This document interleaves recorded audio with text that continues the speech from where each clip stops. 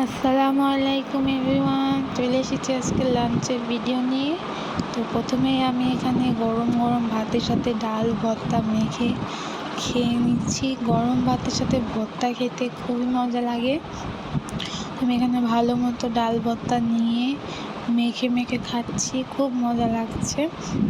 তো ডাল ভর্তা খাওয়া শেষে আমি এখানে খাবো আলু ভর্তা দিয়ে। ঝাল ঝাল আলু ভর্তা আর গরম গরম ভাত, খেতে খুব মজা লাগে।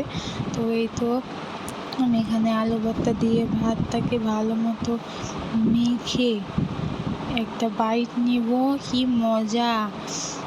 তো আমি এখানে আলু ভর্তা দিয়েও মজা করে খেয়ে নিলাম।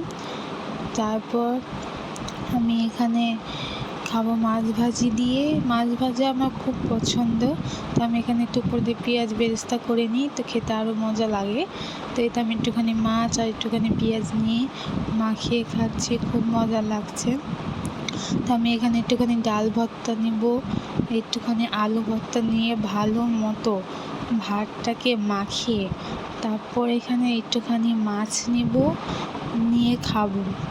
কি যে মজা, আপনারা বাসায় ট্রাই করে দেখবেন, খুব মজা লাগে এভাবে খেতে।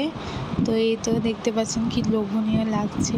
আজকে আপনারা কে কী দিয়ে লাঞ্চ করলেন অবশ্যই কমেন্ট করে জানাবেন। ভিডিওটা ভালো লাগলে একটা লাইক করে দেবেন। তো তারপর আমি শেষ পাতে নিয়েছি ডাল আর আলু ভর্তা আর এক ফালি লেবু দিয়ে খেতে যে কি মজা লাগে। তো এই তো আমি এখানে একটু করে মাছ নিয়ে নিচ্ছি, একটু করে ভর্তা নিলাম, একটু লেবু চিপে। এই তো কি মজাদার একটা বাইট।